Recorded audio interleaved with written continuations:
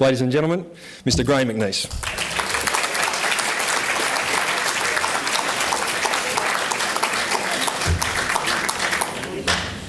10 years, eh? 10, October.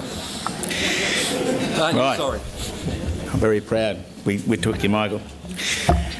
Ladies and gentlemen, firstly, may I say I am, deeply honoured to be here tonight for two reasons. One, to present the award, the major award, and to be present on what is a very, very special night. At Sky Channel, we've got a very old show called Remember When, which has been running for the last 10 or 12 years or so. But being here tonight, it's like the memories just keep flooding back. And listening to the speakers and to those that have been inducted into the Hall of Fame brings back so many memories. Peter Pearson, that tribute to your father on behalf of your family was something very special. They're just wonderful contributors for greyhound racing, and like everyone in this room, I was deeply moved for that fabulous tribute to your dad. To Paul Ambrosoli, I have known Paul since I started, when I began calling greyhound races up the straight at Richmond back in the 60s. And I continued calling the races for quite a number of years, did a few other things as well, but Paul stayed on calling the greyhounds and, of course, the football for quite some time. And I think it was in the early 80s I started to make a bit of a left-hand turn and started turning my attentions toward other things in my career. But Paul maintained his love and devotion of greyhound racing. And 40 years or so hence on, he's still as passionate, he's still as accurate, and he loves this game as he was 40 years ago. And I'm very proud to know you too, Paul, over all these years. Where has time gone? Congratulations. And congratulations also to all the other inductees into the Hall of Fame.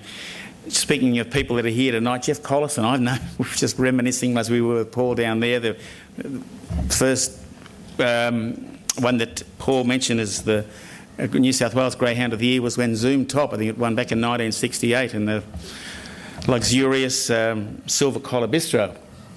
How times have changed. But it was very special then. And Pigeon, as we know him, or Jeff, is with us tonight. And Jack Bell, amazing man, Jack Bell, see him here tonight. Howard Ashton, looks same as he did 20 years ago. To see the Colemans are here and the Wheeler family. Wow. It is, look, I have had a wonderful time in my career in so many ways, but I will always acknowledge the fact that it was greyhound racing that gave me my big start, and I love the sport oh so dearly for that.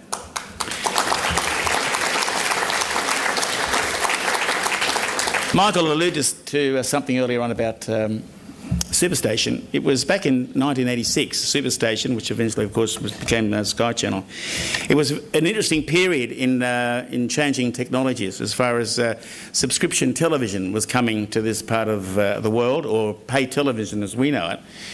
And it was greyhound racing, in addition to two provincial thoroughbred clubs, the very first to embrace satellite telecasting in this country. It was a bold move, a very bold move indeed by greyhound racing.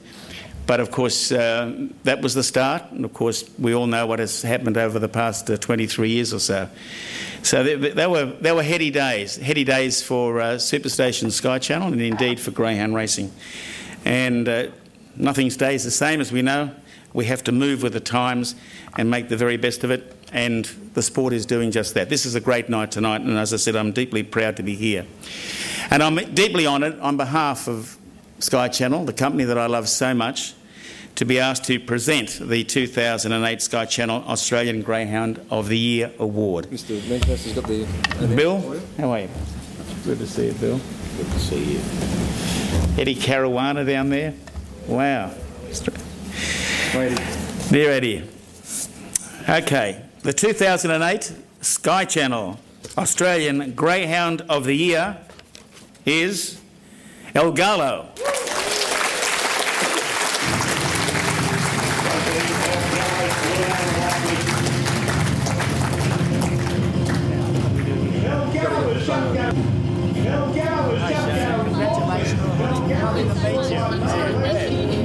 Hello, Princess. How are you? Just got to play the trigger.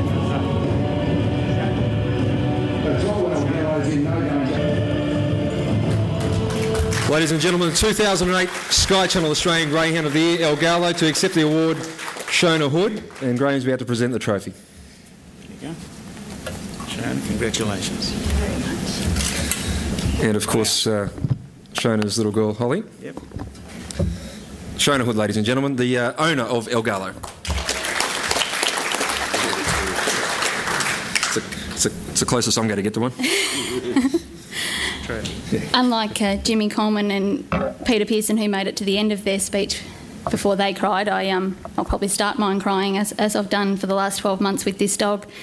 He's unbelievable. I'd like to thank Sky Channel for their sponsorship and their continued support of greyhound racing. I'd like to thank AGRA for these awards and congratulate Neil Brown on the sensational job that he does. I'd also like to thank the New South Wales GBOTA for putting on tonight, and in particular Stephanie, who helped us out a lot with organising to get us up here tonight. I'd like to congratulate Shane and Gavin on the year that they've had with Chinatown Lad and Fallen Zorro and the owners of both dogs.